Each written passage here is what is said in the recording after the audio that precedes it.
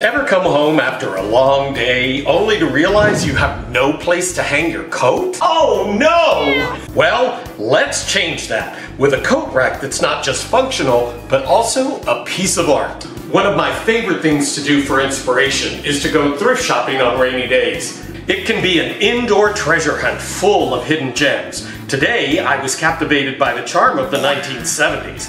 Everywhere I looked, I found vibrant textures, funky macrame, and earthy tones that feel like a warm hug from the past. I went to the hardware store and I put together these paint chips that to me represent that bold 70s color palette that I love. And my coat?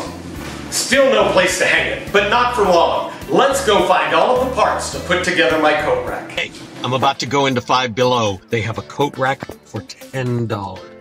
Let's see what we can do with that. Score. I'm excited to see what all's in here and how it's going to work. This is the body of the coat rack. So these guys will just screw in like this. That goes in there just like that. And of course this goes on the bottom. So basically my coat rack, this will be screwed onto that, and that will sit in there. So while I was thrift shopping, did you happen to notice something that kept repeating over and over again? Mushrooms. Mushrooms, they're everywhere. But Dollar Tree has these great 70s looking glazed ceramic mushrooms. They're only $1.25, and the color variations on top really fit into the groove of the coat rack. Now here's a really cool textured ribbon that I found at Hobby Lobby. It has this lime green color over the brown, and it's gonna add a really great, almost branch-like texture. This is a flat red primer, which I think they also used to call oxide red.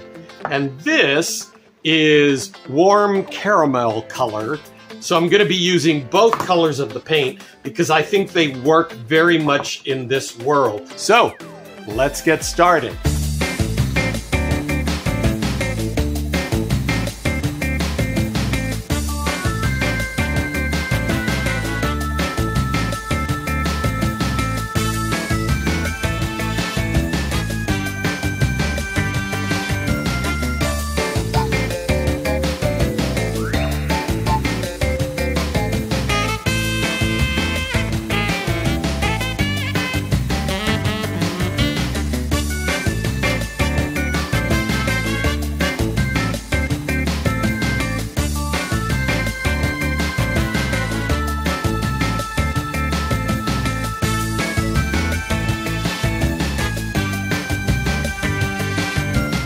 A standing coat rack is great, but if space in your entryway is limited, wait till you see the wall-mounted version coming up next.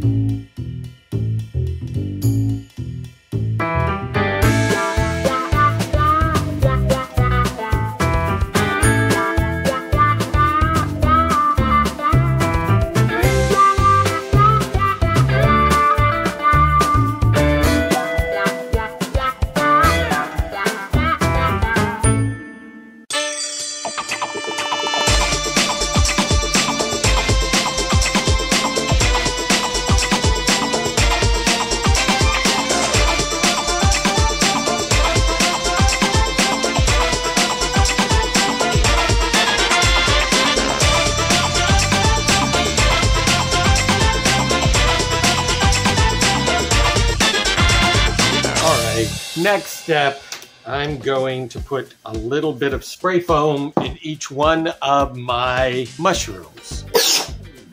Okay. Oh. Oh. Okay, they're dry.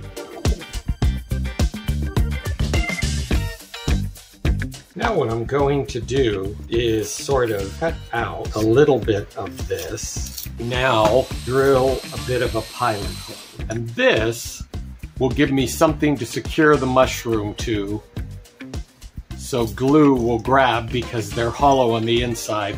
Also, they won't sit as far down on my little branches. I decided to add an extension piece to the top of my coat rack. I'm going to take what little ribbon I have left and use my same technique to finish this off. Covering it in Mod Podge has sort of dulled the bright green.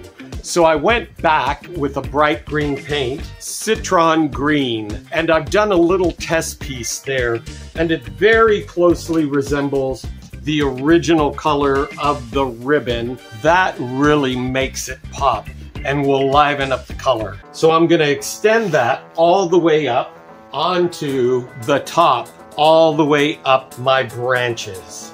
And I'm using part of a sea sponge. They're really easy to control, and you can just dab it so you don't get too much paint in any one place.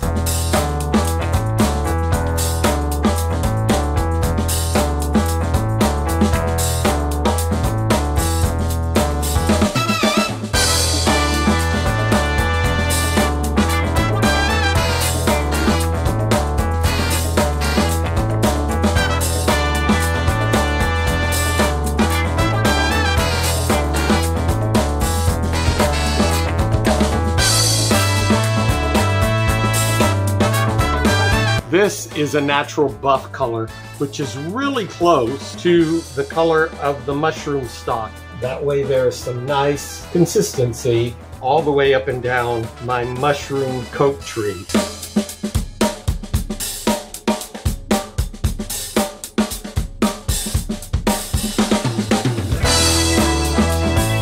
So to add a little more texture, I used my original spray paint, and from a couple of feet away, added a little bit more to look like dirt or even some fungi growing on my tree. I've even added a little dark brown in places, but it incorporates all the colors of the tops of the ceramic mushrooms. So I've got my greens, my brown, my burnt sienna, even my raw mushroom color.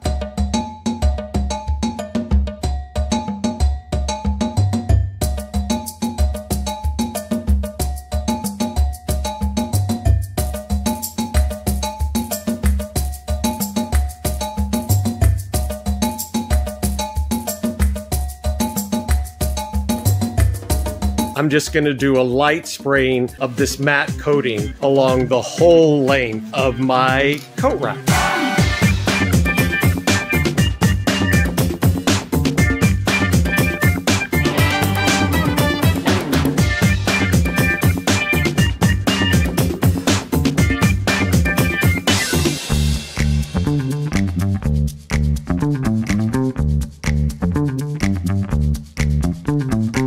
Going to be screwing these dowel rods into my wooden piece and make sure that this is long enough to fit inside my mushroom and still allow enough room for me to place it in the wood.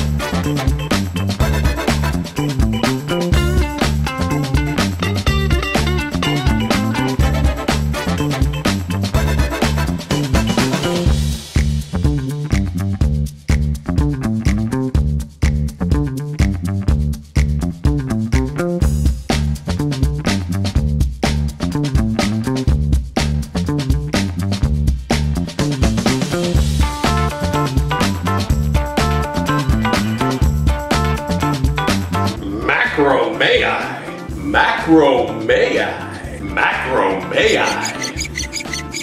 I hope you enjoyed gathering these mushrooms as much as I did. See you on the flip side.